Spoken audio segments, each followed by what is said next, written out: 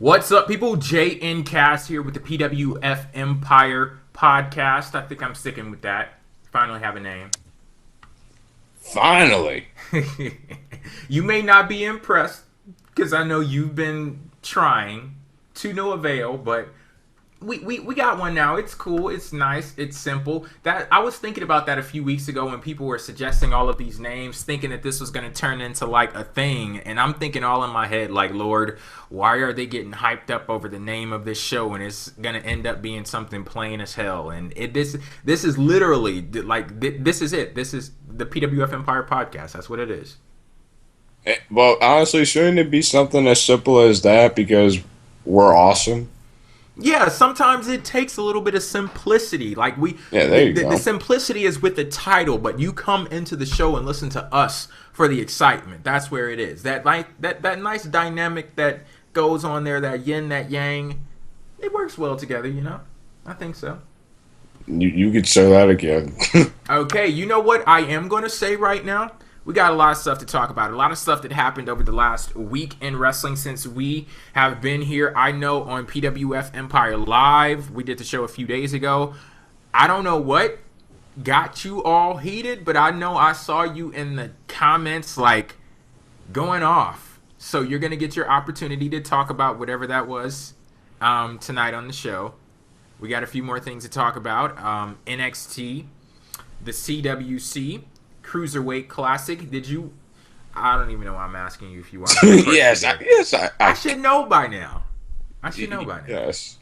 Let's actually start off with that because I was on the damn floor watching what is now one of my favorite matches of the year, and that was Johnny Gargano versus Tommaso Ciampa in the main event of this last episode of the CWC, and what a phenomenal match that was. Absolutely. Okay, I was about to ask you, would you agree? But yeah, the story told in that match was wonderful, and I'll admit, I didn't know much about Ciampa and Gargano before they joined NXT. It's so crazy to think that they weren't even partners before they got to NXT. Like, this is a WWE created tag team, and the way that they've molded together and they've worked together in such a great way that story translated into the match. And what a great story that was. Two partners going out there and fighting for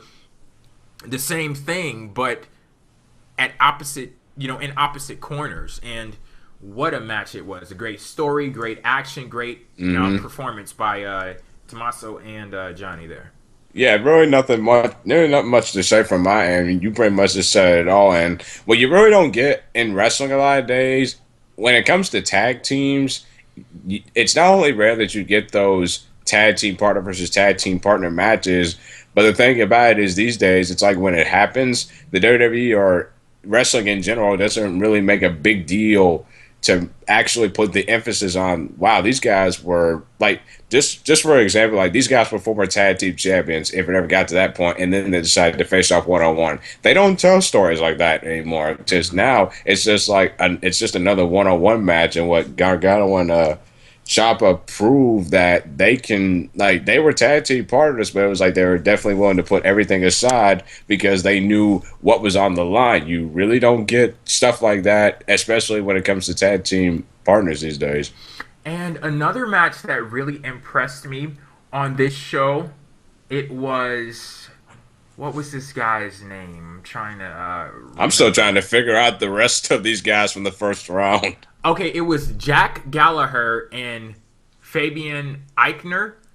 That was a damn good match, and both guys are really good. I'll put Fabian Eichner on the list of people that, even though they didn't win, like, I want to see more of him. And that Jack Gallagher, I wouldn't say I'm as much of a fan as Daniel Bryan, because I think that would be friggin' impossible, because Daniel Bryan was marking the hell out for that guy. It's like he loved at first sight right there. But yeah, he was damn good with his style. And the great thing about him, and I'm going to throw a little bit of shade at Zack Sabre Jr. here, because Jack Gallagher, he has a similar style. They're not quite the same, and I'm glad that they're not the same, because I find Jack Gallagher so much more entertaining. And I was sitting there watching the match with Zack Sabre Jr. When it happened on the CWC, and I was wondering, like, am I weird for thinking that this was a little boring? Because I hear so many great things about Zack Sabre Jr., and I saw a match of his live the weekend of WrestleMania in Dallas, and I wasn't too impressed. Like, I wasn't wowed by his style. Yeah. And I felt the same thing watching the CWC. So maybe I have to watch more of his matches to quote-unquote get it. But so far, I'm not getting it at all. Yeah. Yeah, I can definitely see what you mean, because it's almost like an example, like if Ricochet and Ricochet and Will Ospreay, remember that match that they had? I believe it was like back in late May, I believe it was, and they had like a phenomenal match because the Japanese crowd loved it. So it was like I think it all pretty much depends on the opponent. Like, because we always talk about how it takes two to tango in wrestling. Maybe even though like it is kind of the same cruiserweight style, but Zack Sabre Jr., as you saw, he does other different things than what a cruiserweight can really do. So maybe it's just a simple situation of how they can match together in the ring, because sometimes the opponent brings out the best out of the other. Mm-hmm.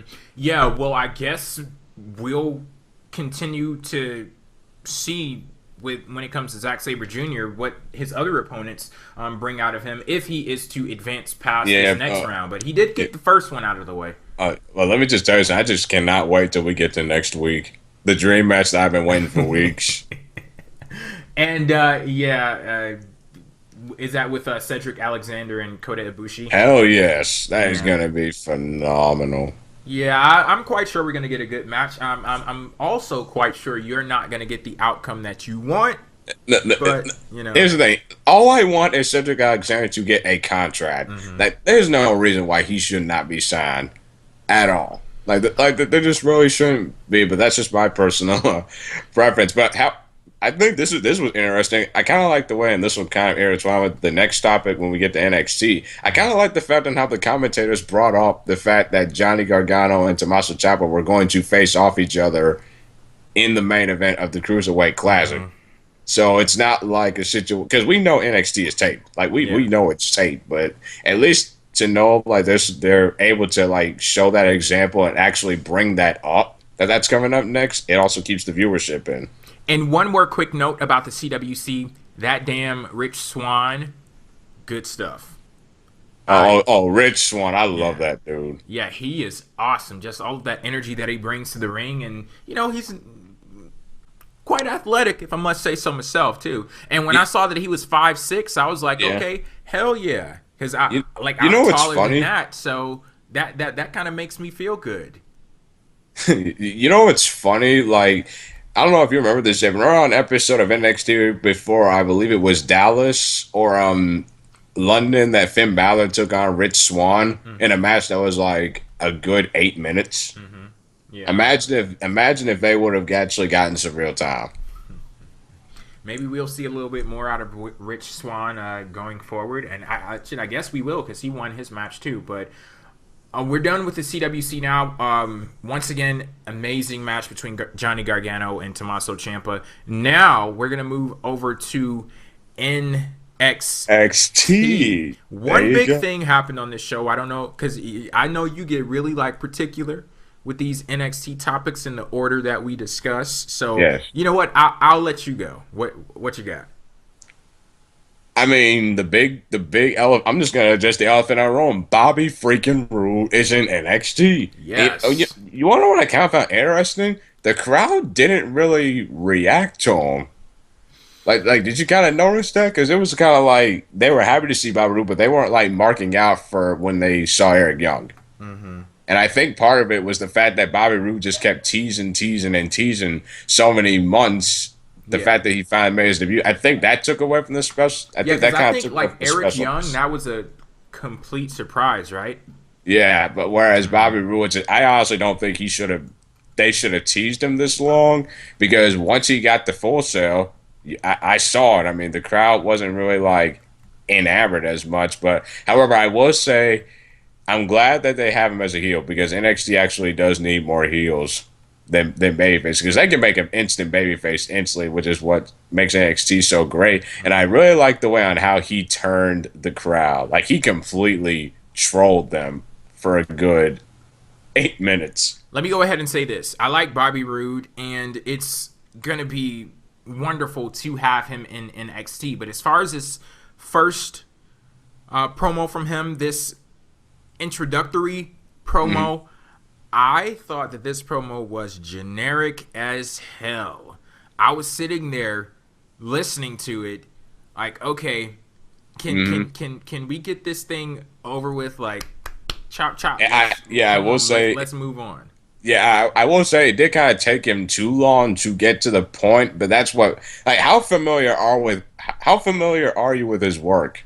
I'm very familiar with his work, and that's one of the reasons why I think it kind of affected me. Like, I'm not saying that it was a terrible promo in any regards. I'm just, I know it wasn't for me. I think it was effective for the objective to introduce people who didn't know Bobby Roode to Bobby Roode. And in that, and when you're looking at it from that perspective, it was effective. But just for me to see a person like Bobby Roode, that I already know him, I know what he's about, yada, yada, yada. Like that, it was way too generic and too long, to the point where I was like looking down at my watch and shit. I don't even wear a watch. Like I was just looking down at my empty wrist like, okay, come on. Like I said, his debut was weird. Like it honestly felt weird. Like, you can tell, like I said, you could tell from the crowd that they didn't really pop for him. And again, a lot of that goes back to him just teasing so much. And it's just like, you finally get the moment. And then, dare I say this, did Bobby Roode have, not to say the most lackluster debut in NXT? Because that's something because that's interesting moving forward, especially with what the gimmick that he's doing right now, trying to make NXT glorious. I just can't wait to see what his position is going to be as a heel, because you have to put him somewhere. Yeah, and when I look at Bobby Roode, I see the same type of, like, the same mold of a wrestler as someone like an Austin Aries, a guy that Dirty heels. He's really different from the NXT's bread and butter, because NXT, they don't really focus on characters like Bobby Roode and Austin Aries. And you could see when Austin Aries came, his personality is just so big and huge, and there's so much that you can do with him. But he kind of clashed a bit with the NXT style early on, and he was just there. And you look at him and you're like, okay, I know they could do something more with him. What the hell is going on? Utilize this guy. So I think that it's going to be very interesting to watch, to see how NXT changes to accommodate a talent like Bobby Roode. And with NXT itself being in its new era, that's going to be something that I have my mind, like I'm really going to be paying attention to that and seeing how it changes. But whether I think his promo is generic or not, that's not me saying that, oh, he's in for some trouble, guys, like this guy fucking sucks. I know how good Bobby Roode is, and I know he's going to land on his feet. And like I said, he's going to change NXT, or NXT is going to change to accommodate him some way, somehow. And it's going to be interesting to watch that unfold. Oh, yeah, Devin. Also, we had the return of Hideo Itami. Yeah. And that's a guy against Sean Maluda, of all people, which another reason why I like what they're doing the Cruiserweight Classic real fast is just they're giving guys opportunities on the NXT brand, so just in case if something happens, the audience is already familiar with them. Yeah. So honestly, I was like, when I saw Sean Maluda, I'm like, this guy's already better than his so-called cousins. I'm already buying this dude. Hideo Itami, I like the guy. He's one of my favorite characters to play as in WWE 2K16, and that matters a lot to me. That's very important. But he's someone who his time in NXT got cut short unfortunately, because of an injury. And even before that, it's not. He wasn't doing much. Yeah, he wasn't doing much. He never really hit his stride down there. So Like, I'm hoping that he does going forward now. Yeah, he's really talented. Yeah, that was definitely the one thing that I was thinking. It was like I was so happy to see Hideo Itami back, but it all depends on what is he going to do from here. Because again, like you said, he never really reached that status level of like a Sami Zayn or Adrian Neville or a Kevin Owens. Like he never, and honestly, you could even make the argument the fact that would he have ever broke that, even if the injury had happened. So definitely a lot of question marks when it comes to him. Because again, he's another guy that they gotta put him somewhere. Like you can't just have like we know like the guy just came back technically a couple of months ago probably, but this past episode of NXT. So it's just like we gotta know like what he's gonna do. But I'm willing to give him time. Yeah, to just like get his feet wet, so to speak, because again, but they really need to because if they want to do something, they really got to pick up off of him quick. Yeah, hopefully, and you never want to look at an injury as a good thing, but in a bad situation, hopefully they made some good out of it, because sometimes it's necessary to take a step back and assess where a character is right now and how they can get them to where you want them to go, and hopefully that's something that was done with Hideo Itami in his time off. Oh yeah, definitely. It's funny because JR, he actually said this in a documentary one time. Like, a lot of good can come out of some bad situations. I completely agree with that. So, like I said, it all just depends. Asuka was in action. It's interesting that they don't have Asuka competing as much. Yeah, I've noticed that that's something that they do frequently with all of their champions. It's starting to change, like with the tag team champions. They haven't competed since they won the titles, or barely have competed. Well, they did on this last episode, and Asuka did too. I like how they use the champions as treats. Seeing the champion in action, that's something. They're important. Yeah, it's like this is something to look forward to. But I like the way that the feud is building up between Asuka. Oh and, yeah, fantastic. Bayley. Like it's beautiful. Like it's beautiful. Like the way I will say, I mean, Bayley saying that she's changed. I don't know if I buy that. You're saying are you saying from like a storyline perspective, or from a storyline perspective, because all we've seen her is get wins. Not really. Like it's fun. It's weird because it's like anybody can get wins to build themselves back up. But it's just like. So are you saying like you want to see like an attitude change or something like that? An attitude change basically. That. But I will say though, Asuka, the way she kind of, real quick on a quick note, am I the only one that kind of finds Aaliyah's theme music all around annoying? I find her annoying. Like I'm not even gonna lie. I'm biased against her, and I'm gonna be biased against her forever. Do you think they're gonna turn Asuka heel?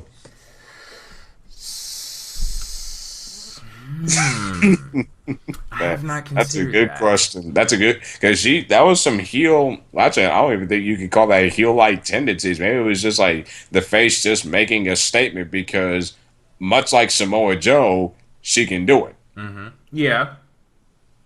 So maybe it's not that, like I said, but they could always throw that possibility out, and maybe they could actually go with Asuka being a heel. I wouldn't have a problem with that because she technically wouldn't be a heel.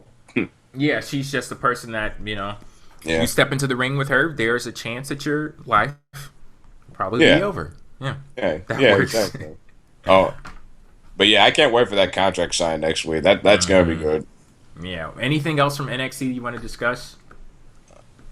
Can we just talk about the badassness of Samoa Joe? Yeah, that's always good. Please. Yeah. You know what? I'm actually going to give Mojo Rawley some credit for once. I'm actually going to give it credit because he actually stood up and just beat Samoa Joe down, because how many times have we seen in wrestling, like, where, granted, the babyface just gets knocked out, but he doesn't try to do anything about it, even though he can recover for like 5 seconds and the champion's like in the ring, but he just goes up the ramp. So I kind of like I was surprised by how all of that played out on the show when, because I think they had like the camera on Samoa Joe, and Mojo Rawley came out of nowhere. I was like, well, oh shit, okay, Mojo, I see you. That was nice. It was dumb, but you know, it was nice because you're gonna get slaughtered. But the look in Samoa Joe's eyes, though, when he was pissed the fuck off, which I love, because again, I like the fact because you kind of gave Mojo a little bit of a rub, and you gotta protect Samoa Joe. That's just gonna be, you gotta protect Samoa Joe and his badassness. And again, he just really owns that, like you said, Jay. He just really owns that position as a badass. Yes, the king of NXT. Yeah, it's good. Oh, and of course this is the last thing. TM61 versus Dash and Dawson. I wasn't really feeling this match. Maybe because it was too short. Funny thing is, I'm gonna have to go back and watch that match. That's all. Or rewatch that match. That's all I'm gonna say. I might, because it was like, I guess, and Jay, I told you this last time. I found it interesting the fact that they gave TM61 a match with the champions, because I felt as if this was going to define them right now where they stand as a team. And yet, I didn't really see any progression, even in a losing effort. Yeah, and that's the unfortunate part, because you would look at something like this and say, okay, well, we've had our issues with TM61, but NXT is great in telling stories like this, where you go into a big match and then you lose, and that propels you forward with some kind of momentum. So you develop even through a loss, but I didn't get a sense of that development from them. Like they were just another team. Mm-hmm. Yeah. Which is a team that they've been sort of pushing, which is a problem. Yep. Okay. And yeah, just that little problem. Wait, can we talk about Gargano and Ciampa just like completely having fun with the champs? Yeah, that was a good segment. I like that. You think they'll win in Brooklyn? That's another good question, and I love these questions. You know what? We got a while before we get there, because I don't have an answer for you right now. So, all right. I don't know, but I want to talk now, because I saw you in the chat on PWF Empire Live, and okay. I know on the subject of Roman Reigns, you were feeling some type of way. And I don't know what else, but I'm just going to turn the floor over to you just to see what the hell is going on. Well, apparently something really is going on over there with Cass, because he's having some technical issues. We'll get that stuff worked out. But there's something that I wanted to talk about really quickly. And actually, I'm going to see if I can play this audio for you all, and I'm gonna see if I can play this through iTunes right now. It's gonna be kind of crazy, because I'm gonna throw this on the list with all of my all of the music that I have on iTunes, and hopefully you guys don't hear any Dionne Warwick playing or some shit like that after the clip is done. But let's see if this actually works here.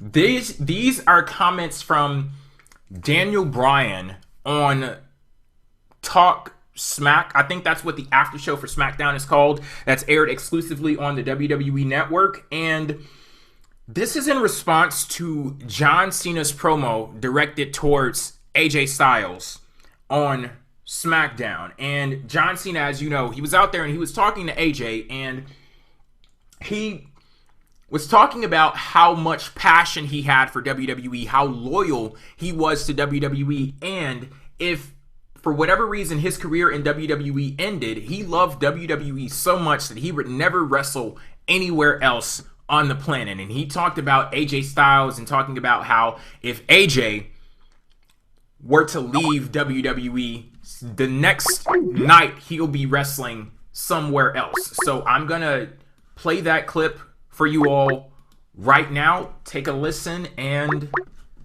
I'm gonna provide my commentary afterwards. I was actually kind of taken aback and borderline offended. By what? By John Cena saying, like, hey, if this doesn't work out for you, you'll go somewhere else to wrestle. And he would say, I only want to wrestle in WWE. So why does that offend you? Well, it offends me because, hey, guess what? I've been fired from WWE twice, right? And sometimes when you get fired, you have to go wrestle somewhere else. John's saying essentially, if he were to get fired, he wouldn't go wrestle anywhere else because he only loves wrestling in WWE. AJ and I are kind of cut from the same cloth in the sense of like, hey, he had to fight for a long time just to get the opportunity to be here. You know, like, if he gets fired, he has a family to provide for. So are you saying don't go work somewhere else, go work in a garage or something? No, this is what we do. This is what we love to do. You know, it's Bring up a great point. Yeah, and so you know, it's one of those things where I get what John's saying. He loves WWE, and I don't take anything away from him because other people in his situation, people like The Rock, you know, stuff like that, when they get these big time gigs like John Cena has, he's a busy man these days. It's easy to say, you know, I'm going to take a step back from wrestling. You know, like the Rock is great. He still loves WWE, but he comes in once every great while. John doesn't need the money. He's got all these movies, all these different awards shows want him. Everybody want him, but he still shows up every week. Like, to me, it's incredible, his love and his passion for this. But that doesn't mean that you should knock things like AJ about, you know, oh, if you lose this, you'll go somewhere else. Well, yeah, of course he will. Alrighty, guys, I'm gonna try to reconnect Cass to the show right now. Stand by. Cass, are you there? Yes, I'm there. I'm here. Okay, so I know that you've been waiting a while to discuss what it is that you wanted to discuss from the show, from PWF Empire Live, but we got a new topic to discuss. Did you watch Talking Smack? Oh, yes. Seriously, I'm the SmackDown dude. You know I have to watch anything that's SmackDown. Why do I keep asking you these questions? I don't know. Because much like you, I watch everything. I don't watch everything now. I've changed. But yeah, so on Talking Smack, and I just played the clip on the show, Daniel Bryan responded to John Cena's comments talking about how if AJ Styles left WWE, he would be wrestling somewhere else the next night, while John Cena, you know, he wouldn't wrestle anywhere else. And Daniel Bryan was talking about how basically AJ Styles didn't have that luxury because he's cut from the same cloth that Daniel Bryan is. And there was a point in time where he got fired from WWE and he had to go somewhere else. So what were your thoughts on those comments from Daniel Bryan directed towards John Cena? Well, definitely, one, I got to address this first. Are we even going to talk about the fact on how Daniel Bryan confused Apollo Crews with Apollo Creed? We could talk about it. Yeah. I was disappointed. He was making promises that he can't keep. Because Apollo Creed is dead. Yeah, but and he's like, a fictional character. That's important. But you can like really tell on Talking Smack he was more loose. Like he wasn't like reading off of his script. You could tell like he was actually talking, like an actual real conversation, like we are. And honestly, when I heard, like, I think more so, like when you take something away from like the John Cena and AJ Styles segment, I think the most that people are talking about right now is the shoot that Daniel Bryan said after this segment. I think that's the more, of course, that's the most interesting part. And again, my thoughts were, wow, did he actually say this? I mean, this is actually his brother-in-law.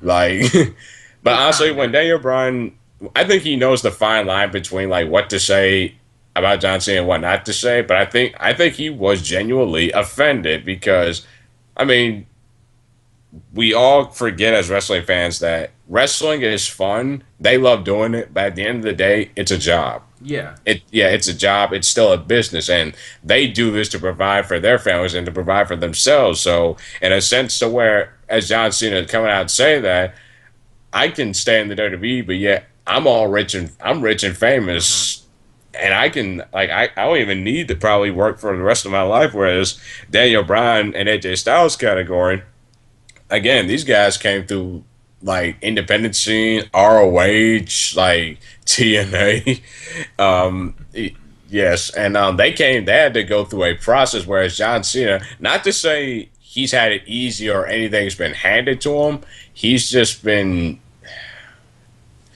It's so weird because it's like you can't. The thing is, like, John Cena does not need wrestling anymore. So it's a weird position that he's being placed in, to where he goes out there and he screams about loyalty, knowing that he wouldn't wrestle anywhere else outside of WWE, because he wouldn't need to wrestle anywhere else outside of WWE, because the minute he left WWE, if this is ever to happen, you know damn well all of those Hollywood executives would be knocking on his door. That guy would be a shoo-in. You know, Michael Strahan left, which is not his fault.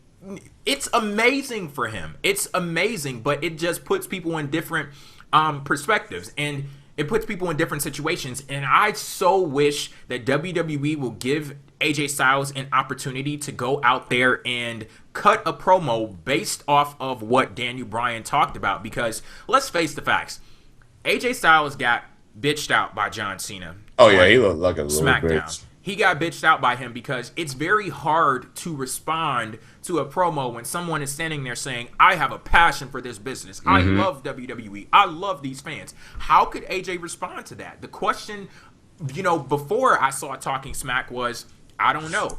Daniel Bryan gave AJ the perfect response, and he needs to go out there. And I was actually thinking about this in my head. Like, what could AJ say?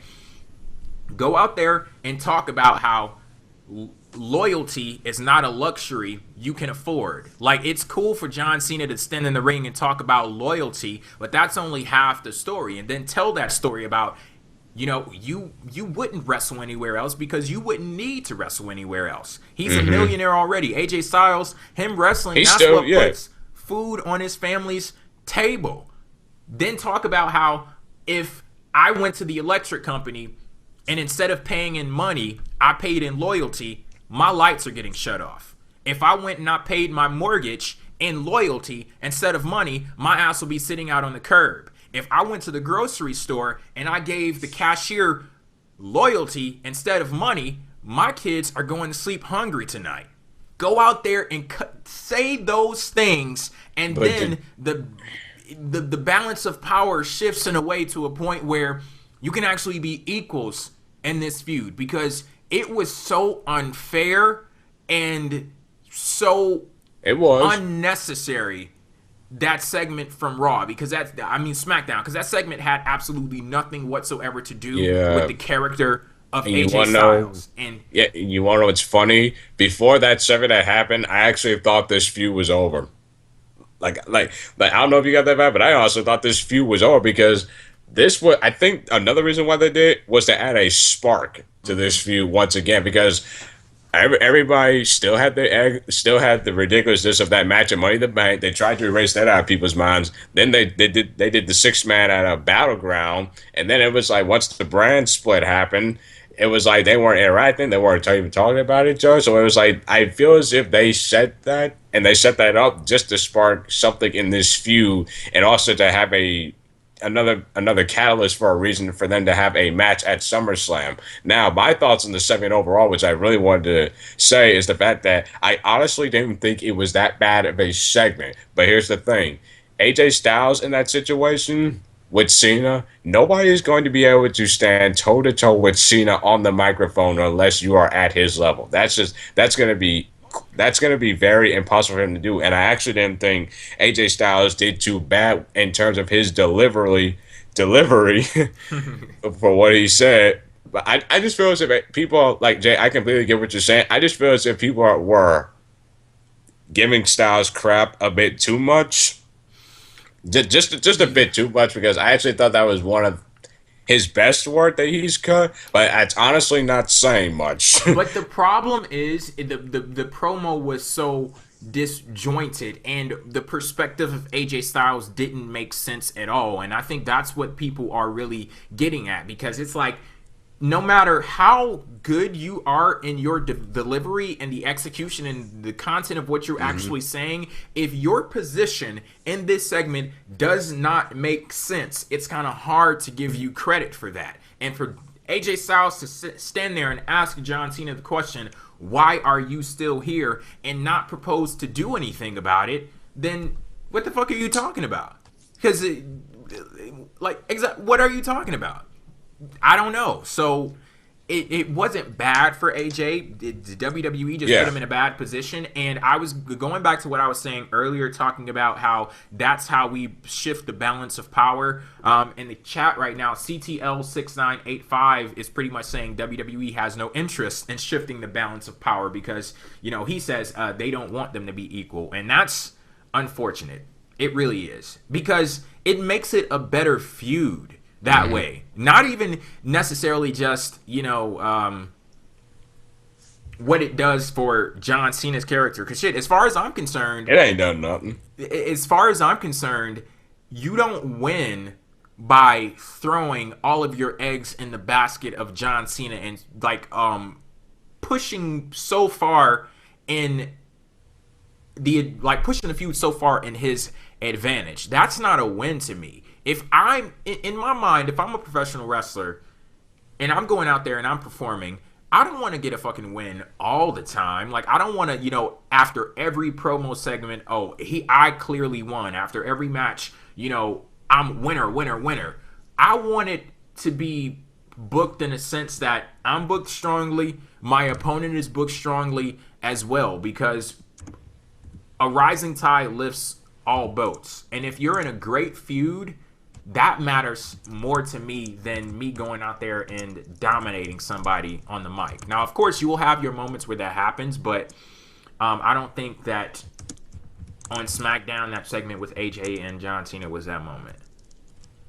Yeah, like I said, I mean, you could anybody could take it for what it's worth. Like I said, I still feel as if the segment wasn't too bad, or Styles didn't do bad for one.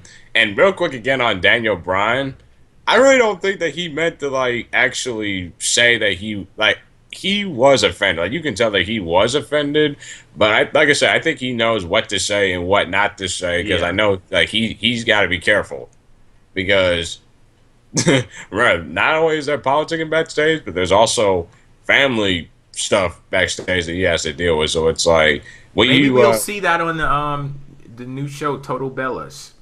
Oh no! Maybe he'll explain it this Monday night on Raw, which for some reason he's invited by the GM of Raw. 2 weeks into the brand split, and they're already breaking this off. See, it has to happen though, because SmackDown, as far as ratings go, SmackDown is not on an even playing field. Oh yeah, they need some help, and this is their way of helping. And I checked the ratings. The Raw ratings for this week was at a 2.3, whereas SmackDown again was at a 1.82. Can I just say that I do believe that the ratings for SmackDown have improved. They're higher now than what they were before the brand split. But to get it to an equal playing field for Raw, it sucks that it's happening so early, but I understand why it's happening. And plus, they have an out in a sense that Brock Lesnar and Randy Orton, it was booked before the brand split. And I could see, and I was actually thinking something like this in my head, that we could have negotiations going on between the GMs as to, okay, well, we saw that all hell broke loose when we let Randy Orton and Brock Lesnar, when we weren't paying too much attention to them, they're just running wild. So we need to sit down. We need to talk. We need to have some negotiations. We need to put a structure on this build. And if they are to come into contact with each other, if they are to be in the same room with each other, it needs to be sanctioned. It needs to be, we need to handle this as their bosses. So maybe that's what's going to happen on Raw. I'm real quick, I just want to say, I'm just not a big fan of them just pretty much breaking the purpose of the brand split when they're only 2 weeks in. I completely get the purpose for why they were backed into a corner. Let's just face it, when they put Brock Lesnar and Randy Orton on separate brands. But it's you really couldn't have waited a good month or even longer than that just to start the superstars. Well, not really, but the special people interacting in between the brands. But that's just me. Okay, now let's revisit this whole Roman Reigns stuff. What you got? Okay. Okay, Bill. This is my soapbox right now, because I'm about to go in. Are you going in on a specific person? Oh no. Like, honestly, if I was going to go in there, it would actually be Lucas for him saying that all the tag teams on SmackDown suck. And he knows how much I love my tag team wrestlers, so I'm going to get on him for that. But really, that's like fuckery squared right there, because he insulted SmackDown and the tag teams. Man, he was really coming at your neck right there. Exactly, but really, the Roman Reigns thing just kind of was interesting to me because I know it's on the show. You guys pretty much said that it was a demotion for Reigns to be in the mid card. Yeah, and I completely disagree with that. Why? Look, let's go ahead and call a spade a spade. WWE's almost split the rosters in half. Yes. Roman Reigns over on Raw. There ain't nobody on this damn planet that can tell me when they nearly split the rosters in half that they did not have Roman Reigns in mind for a top spot on that show. And I'm not just saying top spot as in, well, technically he's still in a top spot in a feud with Rusev. I mean world title top spot. And the thing that changed that, the catalyst to Roman Reigns being where he is right now, is the wellness policy violation. So when you look at it from that perspective, it's a demotion. Yeah, when you look at it from that perspective, but you also gotta look throughout history. Has any main eventer throughout history ever just stayed there and not ever had to dive into the mid card to help out other guys in that sense, to help build them up? Because remember, a lot of times when the brand split happened, you would have guys go from the main event into the mid card to help establish that division. You also need to keep in mind the fact that these days, when it comes to the U.S. and the IC championship, it pretty much all matters on who holds it. There's not really much prestige when it goes to both those championships these days, because WWE doesn't like try to put effort. It all depends on who holds it. John Cena, even though granted he wasn't really doing much, but they gave him enough faith or just decided to throw him in there, because let's just face it, if John Cena wanted to be in the main event, he could have found some type of way to get in there. They still put him in the mid card, and he won the United States Championship. And again, I hear a lot of people saying those U.S. Open challenges were hit or miss here and there. Did he really pull over the division out? But he put over the title. And again, it all matters of who has the title and how important they are. And Roman Reigns has been to the point to where he's been in enough big matches. He's already a former world champion. Granted, 2 of those should not have happened. Yeah. But granted, 2 of those should not have happened. But he has main event experience now. He's definitely more established as a singles main event guy, which helps the Raw mid-card in general, which you also need, because remember, you got to spread the Raw roster in terms of feuds. You really have to. You can't just have one main eventer just stay up there, because honestly, even if the wellness policy thing didn't happen and Roman didn't go on to face Seth Rollins anyway, and Finn Balor now, he has his spot. Where were you going to put Roman Reigns? Somewhere in the Raw roster main event. There's not really a lot for them to do, so the best thing for them to do is just put Roman Reigns in the mid-card for now. And this way, you don't have to do the redemption story. You can just go ahead and just slowly and rebuild the Roman Reigns that you organically got over with the crowd when he first started his singles run in 2014. I bet you a lot of people out there already prefer him. Granted, most of them are the smarts, but there are also some people out there that actually rightfully want him in the mid-card so they could just organically like him, and he could just go ahead and just rebuild that. I see this as a rebuilding process for Roman Reigns. And also, you can build up the mid-card. Again, it all goes back to who holds the title. Not to say Roman Reigns needs to win the title, because that honestly wouldn't make much sense, and it wouldn't do much for Rusev. It's just all about trying to spread the roster the way it is right now, even though Raw pretty much has everybody, but it's also spreading the feuds, making the title feel important, and also putting Rusev over, because he's still in the rebuilding process too. So I feel as if this is a win-win for both men. Let me go ahead and say this. If you are out there and you did not give credit to Roman Reigns for the character development that he experienced in his feud with AJ Styles for the World Championship, but now you're giving him a second look and you're like, okay, yeah, this is cool. You know, I could possibly be a fan of Roman Reigns now that he's in the mid-card. Wait, hold on. I never said. I'm not saying you. I'm saying because you said like this is going to be good for the smarks. If you're a smark out there that's looking at Roman Reigns like, oh yeah, the problem was he was in the main event. Now that he's out of the main event, I'll give him a second look.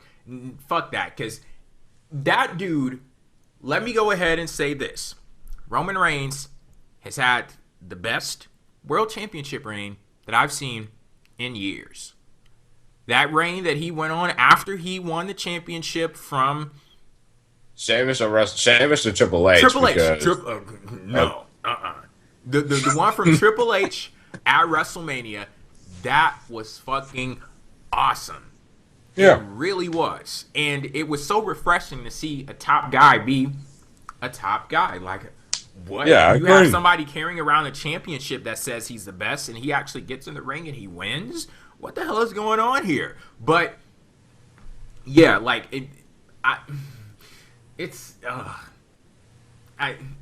Jay, just for me, again, it all goes back to spreading this roster in terms of feuds. That's pretty much what it's all about. It's a little too convenient for me, though. Because can you really sit here and say that if the wellness policy violation didn't happen, that Roman Reigns would be honestly, where would you put Roman in? If they really take the wellness policy out of it, if Roman Reigns did not go to SummerSlam and Finn Balor now has his spot, where would you put Roman? Who's to say that Finn Balor would have that spot if Roman Reigns didn't get the wellness Hell no, I don't buy that crap one bit. You know Finn Balor is one of Triple H's golden children, so that's politicking backstage at his best. So I don't buy that. I don't buy that one bit. I just feel as if, like I said, I feel this is good for Roman. I truly do feel it's good for Roman. And also, can you imagine if Rusev could get a win, granted, over a guy like Roman? Because remember, Rusev is already the champion in the mid-card, so he's almost like up to that main event level, which is also, if Rusev can beat Roman, then also Rusev can be a future contender for that Universal Championship down the line. You have to. Okay, I think Cass is gone again, but yeah, I don't know if you guys heard that there's like thunder and lightning in his background, so maybe if he comes back he'll have superpowers. Who knows? But once again, I'll just say this is a little too convenient for me. In a sense that with what Cass is saying, we've been now switched to a position where instead of Roman Reigns being the one that's being built up, he's the one doing the building. They're looking at Roman Reigns and saying, okay, well, we need you to go down to the mid-card and help out Rusev. We need you to go down to the mid-card and help out the United States Championship. And I don't know if his character, well, I'm sure of it. His character was not strong enough for him to be the person to do things like that. And when you cut his development short to go and develop on the card elsewhere, I don't think that you can look at that as anything other than a demotion. And now that's not to say that Roman Reigns won't experience some great things out of this. It could be a nice reset for Roman Reigns, and as unreasonable as they may be, there are people out there who are going to give Roman Reigns a second look just because he's not in the main event scene and just because he's getting a break from world title matches and he's in the mid-card. He could be the exact same person now as he was then, but just reshuffling him on the card, that's going to cause people to look at him differently, and it could do wonders for him in that regard. But yeah, I don't think that those two things are mutually exclusive. It can be a demotion, and it also could be a very much needed reset that sets Roman Reigns up for something better in the future. now that we have that out of the way, I want to go ahead and go to some calls already. I see you guys are lighting up the board. Cass, are you back? I'm back. Like, people, I do not have superpowers. Hold on, people. I do not have the most reliable internet in the world. I will admit that 100%. I fucked up. My bad. See, no. I heard the thunder in your background. Yeah. So it's understandable. Like I know I've had some friggin'.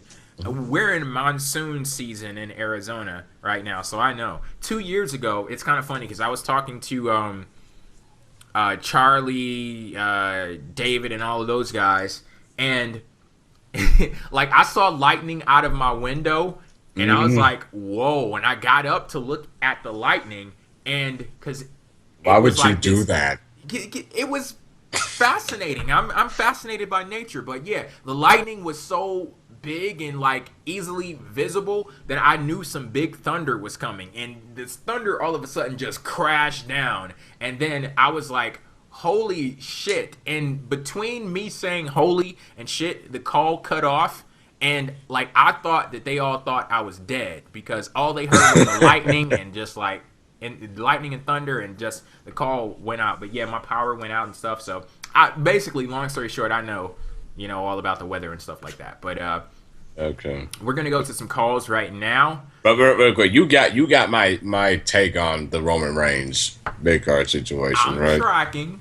However, to ask of, and I said this while you were off air, to ask of Roman Reigns to go help build up somebody else and another title and another division in WWE before he's been like fully, like before he's completed his full development, that's a tall order to ask. And I don't know if he's in the correct position to do that, but maybe he gets some development out of this. Yes, and that's what I mean. Yeah, and in the end, it could all work well, but still, I still think it's demotion.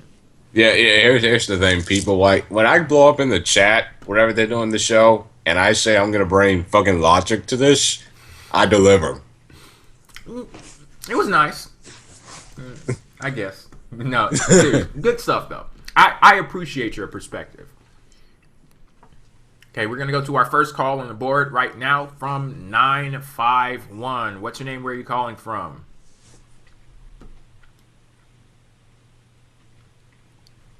Hello? Okay. It's a ghost. On to the next call. 414. Hey, what's up, guys? It's Anthony again. What's up, Anthony? What's up, guys? So have you heard this rumor that Eva Marie is supposed to get a major push? Oh yeah, I heard that. Like, I read that and I'm like, is this somebody's idea of a sick joke? Because I wasn't laughing when I read that. That SmackDown division's in trouble. I have not heard that, but now that I have heard it, Jay, you had no idea. That's SmackDown, the women's division. I'm sorry, that division's in trouble. Look, I've been trying to stop myself from saying that because I want to be optimistic, but agreed. Yeah. And that was before we heard this news, and now that I heard it, yeah. Well, yeah, I mean, if they're gonna push Eva Marie like that, then yeah, it would be a joke. But as far as the roster that they have for the women's division, I mean, eventually it'll get better if if the rumors are true that they're like bringing back Melina and I heard Nikki Bella would probably be on SmackDown when she comes back, and Bayley and Asuka are going to get called up eventually. So I'm not saying both of them will go to. I think one of them will go to Raw and the other will go to SmackDown, but they'll get help eventually. Mm-hmm. But if Eva Marie ends up winning whatever championship that they introduce for their women's division, then there is no helping that women's division. Yep. Yeah, honestly, that would be a terrible decision. And Jay, we're always going to use this as an example for Eva Marie. Remember when she had that championship match? That was phenomenal. I love that. That was so much fun. Yeah, she lost. That's the important part. Yeah, she lost, but the fact that they got to the point to where the audience believed that they were gonna put the championship on the corporate. That was some wonderful trolling. They called Michael Cole down there just to, add that special touch to it. And honestly, I'd say what Eva Marie is doing right now, like, granted, she has not gotten any better in the ring. Yeah, but not at all. If they can just continue what they did with her in NXT, she can definitely help that division in some sense, because you already have an established heel that gets heat. So I really wouldn't give her the championship. Go ahead. She gets heat because she fucking sucks. See, I think the crowd is in on the fun, though. It's not heat like I think if it's not X-Pac heat. If there was an option for the crowd to either A, get rid of Eva Marie, or B, put Eva Marie on the TV just so we can boo the hell out of her, they would choose B. And no, I wouldn't. I wouldn't. There are a lot of people out there, I think, that would definitely choose B, because I think people have fun booing Eva.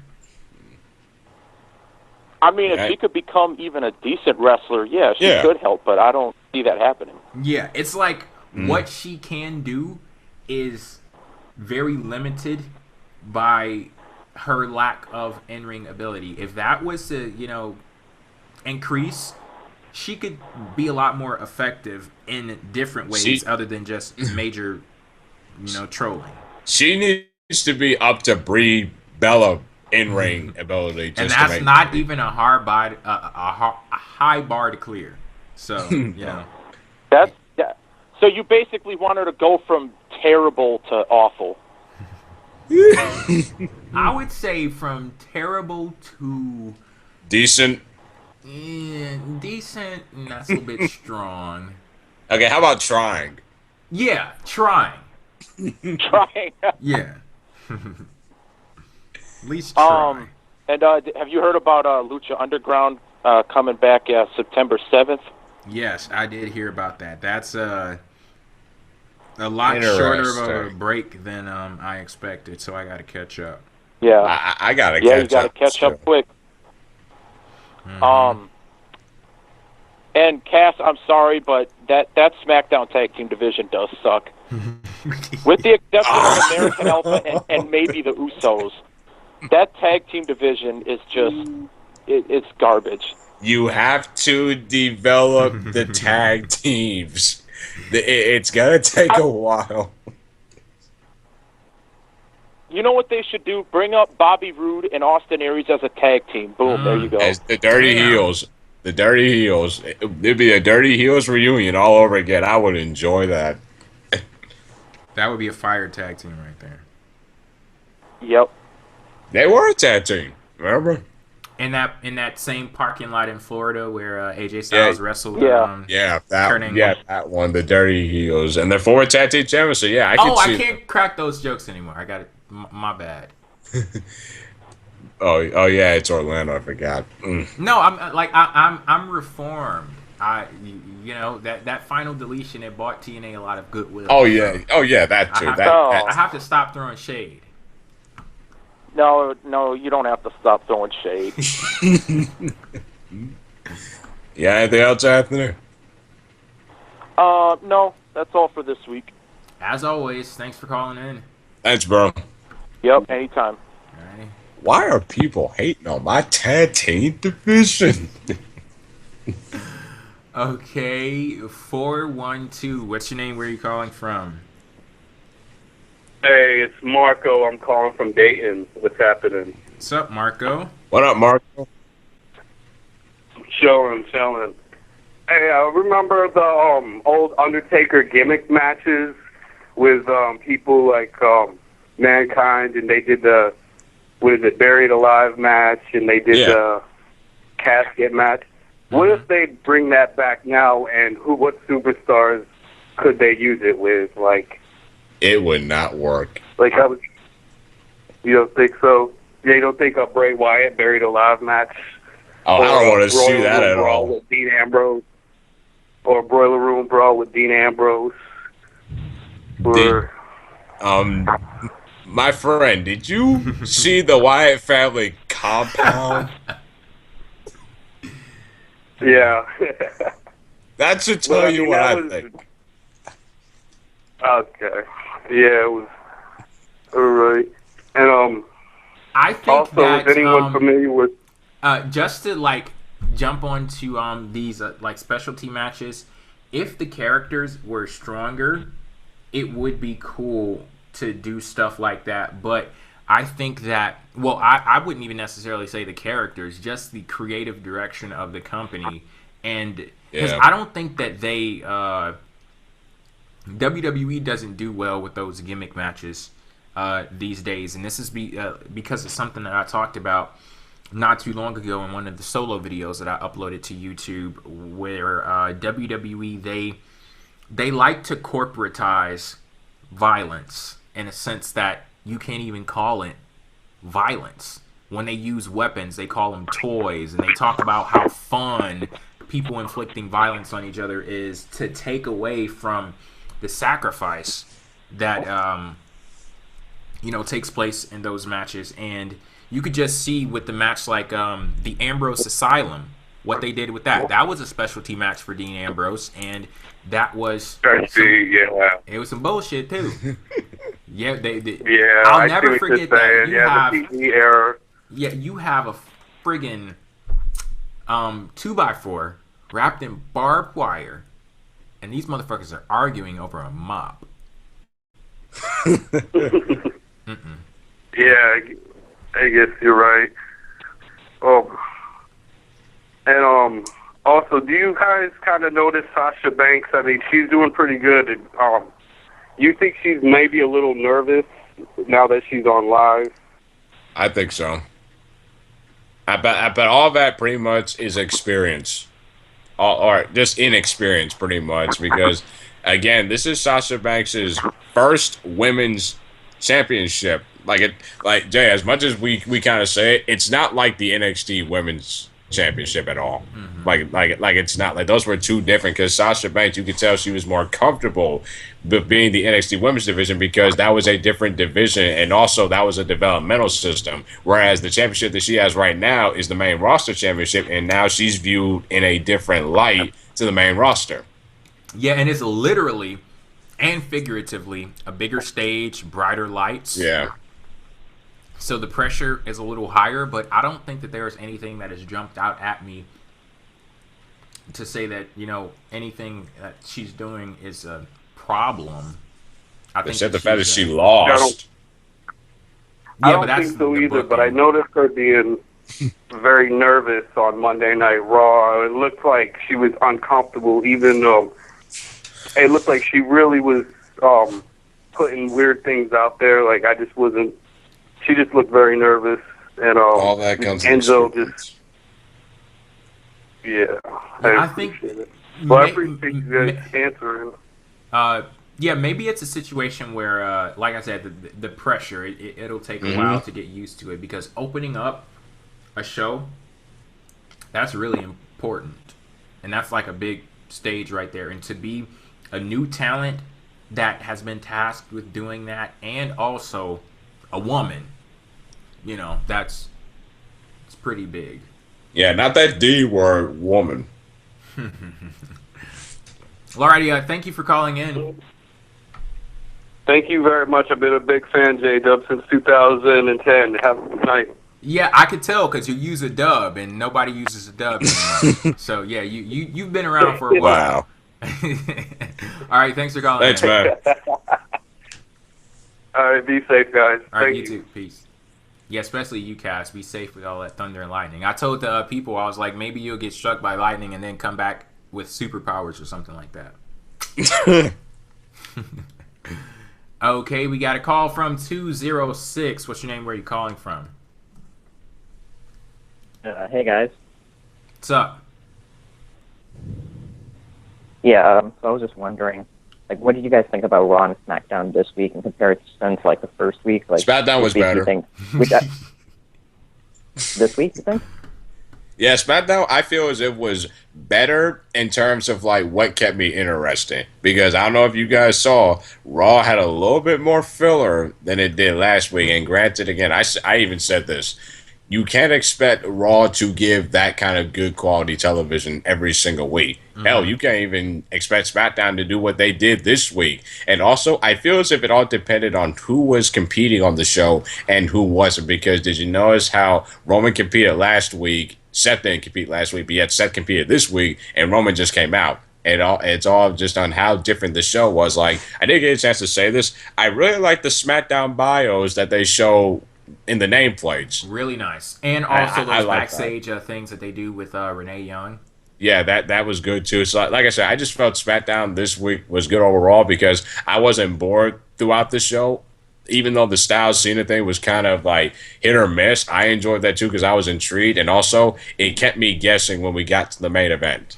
Whereas, go ahead. No, you go ahead. I cut you off. No, and also when it came to Raw, whereas it was good to see Brock Lesnar in that out of nowhere segment. However, I was kind of no disrespect to Paul Heyman, but it's like until something interesting happens when it comes to his stuff, his shtick is old. Unfortunately. And I want to go back to that whole that new setting that they have with Renee Young where they do the interviews because I'm the type of person I always make sure I criticize when necessary, but very importantly, give credit where credit is due. I don't want to be one of those people that screams your failures and then whispers your successes. I remember in that video where I went off on WWE for that Wyatt Family Compound segment, I talked a lot of shit about the fact that their format was very stale, formulaic, and they just settled into the status quo and didn't break it. So them changing things up with those bios, and they removed like the lower third nameplates and put them on the side of the screen, and then with Renee Young sitting at that desk, and that's where they do the interviews now.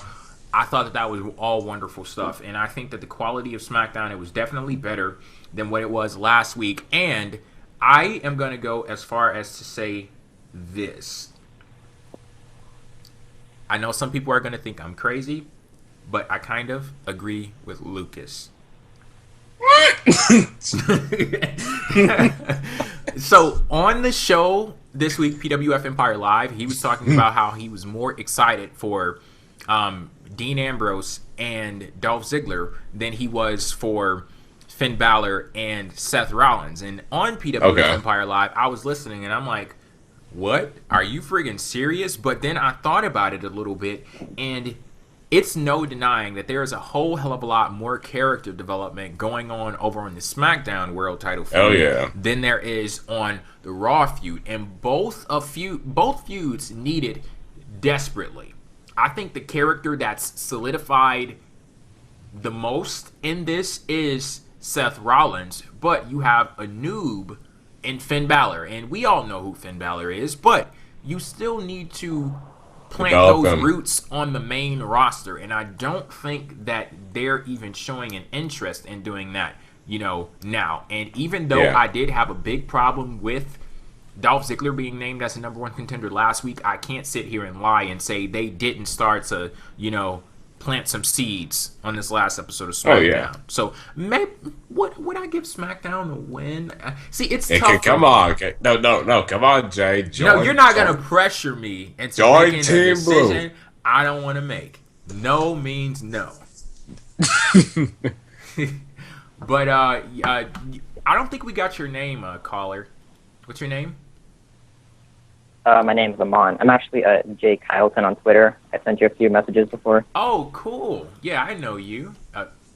Definitely know you. So, you have any more questions? I just want to say I think Raw was definitely better this week because SmackDown only had like 3 to 4 matches this week, which I thought was kind of weird. Like I feel like they could have had more like tag matches or at least one women's match, kind of like develop more characters. While Raw had like 10 matches, and they developed so many different like storylines. I'm such dude. You have no idea. I am so on Team Blue right now that I gotta go back and I gotta We know. Trust us. And I gotta go back and I gotta review both shows. But yeah, that's a good point. Yeah, like it's tough for me to answer that question. It's not just because I am preventing myself from saying it was SmackDown. It's like I have to watch with the intent to judge the shows up against each other, and I didn't do that last week. I mean, I didn't do that this week. I didn't need to do it last week because it was clear which one was better. Oh, yeah. But I'll do that going forward. Any more questions? I just wanted to say Jinder Mahal on Raw. That was the worst ass of a debut I have ever seen since I've been watching wrestling. I have nothing to say. That was terrible. Terrible. They kind of lost me when they did you entered what. This is one of those times where you need to do like a character reset. Don't introduce this dude as a fucking member of 3MB. Yes, because that's what people are going to remember him as. I'm honestly, why is this guy even here? It was just terrible.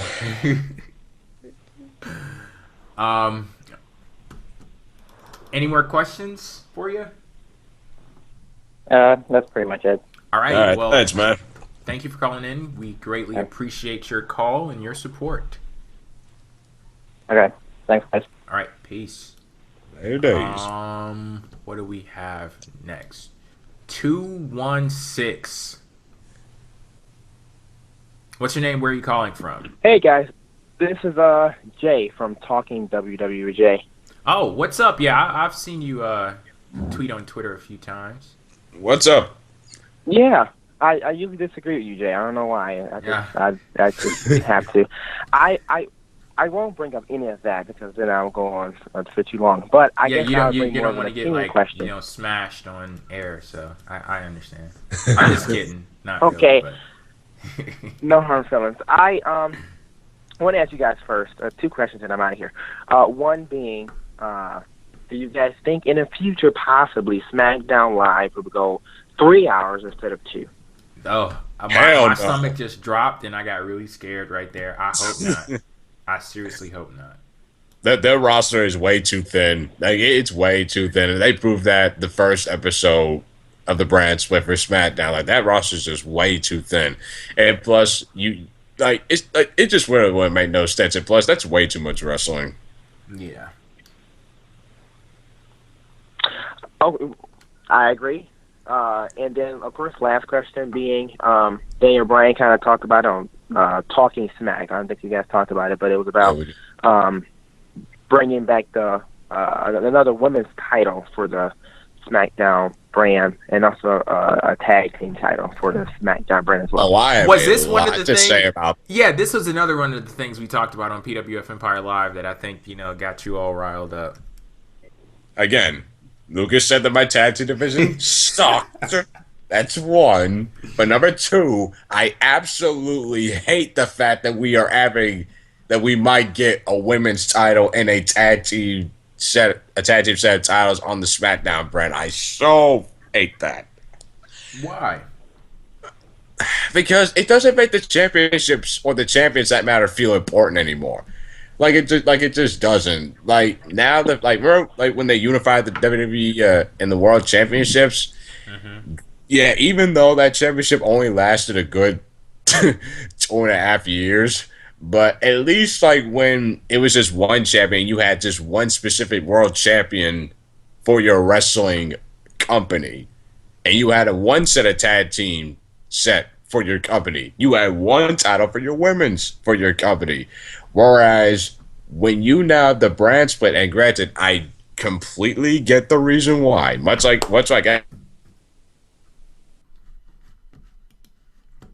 I think we lost Cass again. Hey, caller, Jay, are you still there? Hello? Yeah. I'm here. Okay, yeah, I think we lost Cass, but okay. What is your opinion on the title situation? Well, yeah, I was going to address that. I disagree with Lucas only because this is my major point, and my major point is we have now 2 pay-per-views per month, one featuring SmackDown, one featuring Raw, which means they're going to need more title belts. We can't see Sasha Banks defend her title on Raw on a pay-per-view, like Hell in the Cell, and then she has to get competed in 2 weeks at another pay-per-view against another SmackDown women's superstar. It's going to be a little bit too much for the stars. So they're definitely going to have to develop a tag team title and a women's title for SmackDown. Just already being announced that we're going to get 2 pay-per-views per month. So it's like, without any titles, what are these guys wrestling for? American Alpha winning every single week. Okay, what is their prize? Are we going to have New Day come on SmackDown? And then we're going to blow up because they're going to say, well, New Day is invading SmackDown, Sasha Banks is invading SmackDown. It's too much back and forth. I think you definitely need another 2 title belts when you have a separate pay-per-view. And then one thing that I didn't even think about until recently when I heard other folks talking about it, it makes the feuds that you put your champions in disjointed if you have them jumping from brand to brand. You don't have some long sustained feud that you send your people on. If, this month I'm going to be on SmackDown, or the next month I'm going to be on Raw. I'm going to bring Cass back on. Okay, you're back on air now. All right, what were you saying about the whole tag? I was just saying, like, I think they could have gotten away with the tag team titles floating in between the brands. Like I seriously think they could have got away with that, because remember, like, there always be like a point to where you would have like certain champions show up on different shows back when you had like Vengeance, Judgment Day, and all that. They could have got away with the SmackDown having SmackDown and Raw sharing 2 tag team titles. But I just don't like the fact that we're gonna have tag team and women's championships. Like, are they gonna call it? And shout out to the person in the comment section who said this on y'all's video, the WWE Universal Women's Championship. Who knows? But I think that this is necessary, because if you look at the situation, and I was just talking to the caller about this before, it makes the feuds very disjointed if you have your champions jumping from show to show. It's going to be more difficult to deliver some long, sustained feud when, I got to fight somebody from SmackDown this week. Oh, no, I got to fight somebody from Raw next week. The big important thing here is WWE is going to have to make sure they do everything in their power to separate these 2 shows and make them feel as if they are 2 completely different brands. That's the big point here. And if they can't do that, then the titles don't mean nothing. Yeah, that don't mean nothing. All right, this is going to be our last call of the night here. This is from 206. Did we talk to you already? Yeah. I don't even think he's paying attention. He's talking to somebody else. Okay, we're going to go to 731. And what's your name? Where are you calling from? Hello? Hey, can you hear me? Can you hear me? Yes. Oh, yeah, we can hear you. Okay, hey, I'm Carl from St. Louis. What's up, Carl? What up, Carl? Hey, what's up? I'm CTL6985 on the chat. I think I recognize that. It sounds like a lot of numbers, but I think I recognize that. Oh, no, I just wanted to talk about how I don't like how they have certain challengers not coming back with certain comebacks. Like what Seth Rollins was saying to Finn Balor about how he was the first NXT champion. Well, Finn Balor could have easily came back to where, like, yeah, you was the first, but I was better. Oh, okay. You know, or like bantering. And how, right, and like how he talked about how he beat, Roman Reigns. He was like, yeah, but I beat Roman Reigns after I've already competed in another match earlier that night. It's like there's so many other things he could have said to him that he didn't. Oh, yeah. It could have actually developed the character. And we've already, you guys have already talked about the AJ Styles thing. And I completely forgot earlier when Jay brought up, AJ wrestling in TNA. I was like, oh, yeah, AJ beat Sting. It's like, why don't you bring that up? It's like, dude, I beat Sting and Kurt Angle. It's like, it's just, I don't know. But it's just so many other things to say. You mean like in a situation like where for AJ Styles, John Cena, like if John Cena said, well, I've beaten WWE legends like Shawn Michaels, whereas AJ Styles, if this was like kayfabe wise, he could just come back and say, I've beaten Sting, Kurt Angle, like names like that. So I definitely get what it means, because it's like when you get situations like that in wrestling, this is kind of one of the situations where you have to cut your logic brain off for a few minutes and just take it for what it is, because wrestling is a scripted world. But yeah, I do think like they cut Finn Balor off. I know that, but why not write him a better script? That is also true, but you forget what creative is right now with Road Dogg. Yeah, but it's just disappointing because NXT, the writer from NXT was supposed to move to SmackDown, and so you expect SmackDown to be better, and that doesn't seem. I don't know. It's just like, I didn't like AJ's approach at all, because he goes from, why are you here, John? Didn't I beat you? It's like, yeah, you beat him, and then you lost in the tag match, and then you act like he didn't exist for like 2 weeks. Now all of a sudden you're mad at him again. Yeah. It'll be different if you came at him like, I would have been the number one contender had you not interfered with me in that match or whatever. He could have, blamed him for something during that during that multi-man match. He could have talked about how he was embarrassed to lose to somebody like Dolph Ziggler, and then then Cena could have came out or whatever. Or, like you guys pointed out, he could have came back with, it's like, I have to provide for my family. It's like, the difference is when I left those other companies, I left at the top. Like, I'm always at the top of wherever I am, and I'm going to be the top here. That's why I'm going to beat you again. Can we put this guy in creative? It's like that's why I'm going to beat you again. So this time you won't have an excuse as to why I'm beat you. So this time I will be the face that runs the place, even with my soccer mom haircut. It's like he could have said so much more, and they just bitched him out. He just looked up there, made a face like he got scolded by his dad or something.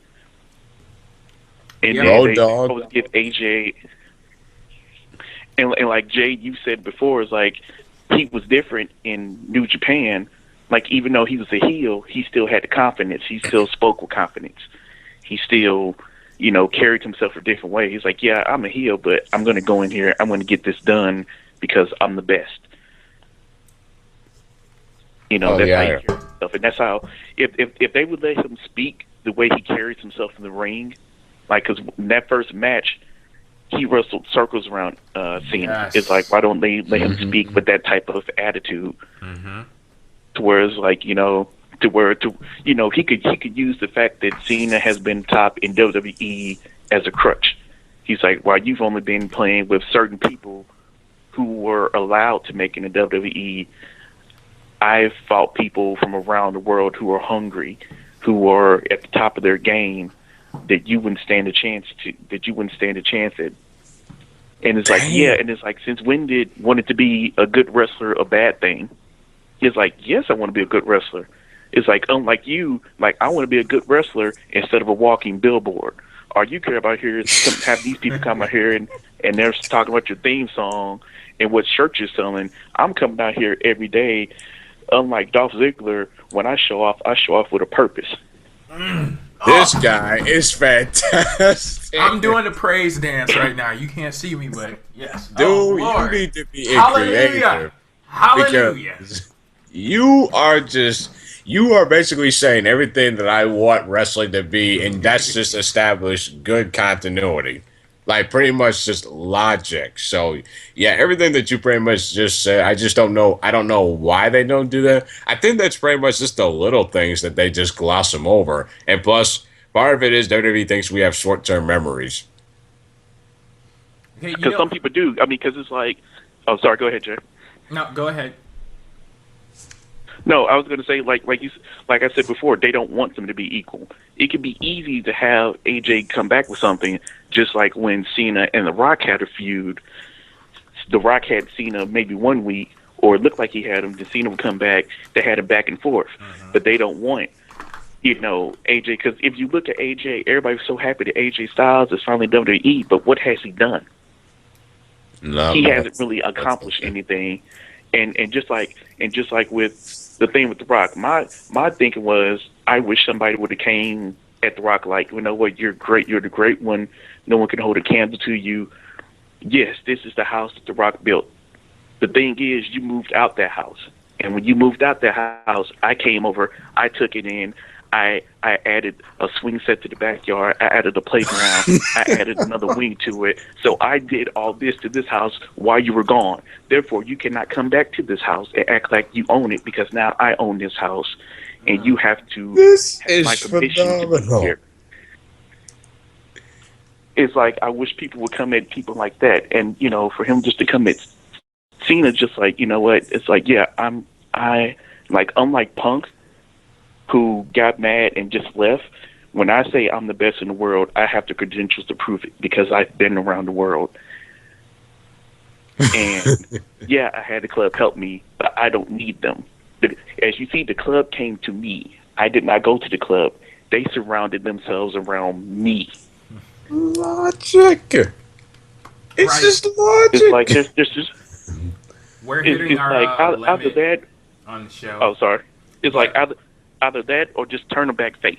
It's like, because it doesn't make any sense to have him to be a Punk heel. I'm tired of Punk heels. Hey, man, that's what I've been saying. Get rid of AJ Styles as a heel. Turn him back face. I've been against that since the beginning. Thank you so much for calling in. Thank you. Great stuff. Great stuff. People petition this guy to being creative, because he's bringing logic. Those were some nice promos too. Really nice promos, if I do say so myself.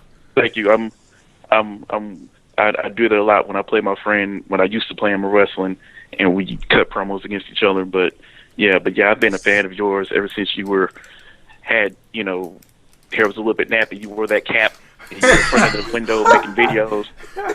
Jade Up Alive. Yeah, I was subscribed to you. Then you stopped making videos. So I was like, okay, well, I have to unsubscribe to these channels so you can make some more somewhere else. But yeah. Thank you. Okay. Thank you. You guys take it easy. All right, you too. Drink some water, Jay. Alrighty, guys. This was fun. Really? Even with the difficulties. Yeah, I have fun doing this show each and every week. And one thing that I'm going to ask of you guys, like if you like the show, recommend it to your friends. Pass it around. You know? Don't be selfish and take all of this entertainment for yourself. You know, pass it around. But if you guys would like to, please rate the video. Thumbs up, thumbs down. Whatever you choose, whatever you feel it deserves, go ahead and do that. And we greatly appreciate all of you who are listening. Absolutely. The people who are commenting in the chat box. And also our callers. Anything to say before we head off Aircast? Oh no, we're just having a good time discussing topics in the world of wrestling. Yes, we are, and we hope you had a good time as well. That's it for us this week. We'll catch you later. Peace.